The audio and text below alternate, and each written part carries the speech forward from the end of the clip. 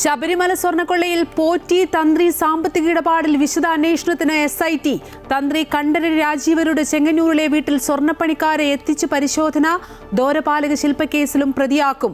കേസിൽ മുഖ്യപ്രതികളെ കസ്റ്റഡിയിൽ വാങ്ങാൻ ED. തന്ത്രിക്ക് ജയിലിൽ ദേഹാസ്വാസ്ഥ്യം, ICUവിലേക്ക് മാറ്റി. തദ്ദേശ സ്ഥാപനങ്ങളിൽ പാർട്ടി അംഗങ്ങൾക്ക് സ്ഥിര നിയമനമെന്ന ആരോപണവുമായി യൂത്ത് ലീഗ് സംസ്ഥാന ജനറൽ സെക്രട്ടറി PK ഫിറോസ്. 900 പേർക്ക് നിയമനം, അതിൽ 876 പേരും CPMകാരെന്ന് ആരോപണം.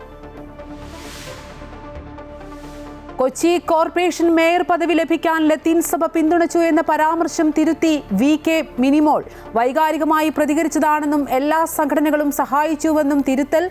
പരാമർശത്തിൽ തെറ്റില്ലെന്ന് KRLCC അധ്യക്ഷൻ വർഗീസ് ചക്കാലക്കൽ. കരൂർ ദുരന്തത്തിൽ അന്വേഷണം ഊർജിതമാക്കി CBI. വിജയുടെ പ്രചാരണ വാഹനം കസ്റ്റഡിയിലെടുത്തു.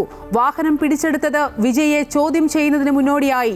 വിജയ് ചിത്രം ജനനായകന് UA സർട്ടിഫിക്കറ്റ് നിഷേധിച്ചതിൽ സുപ്രീം കോടതിയെ സമീപിച്ച് നിർമ്മാതാക്കൾ. ഒരുമിച്ച് ശബ്ദമുയർത്തേണ്ട സമയമെന്ന് സെൻസർ ബോർഡിനെതിരെ കമലഹാസൻ.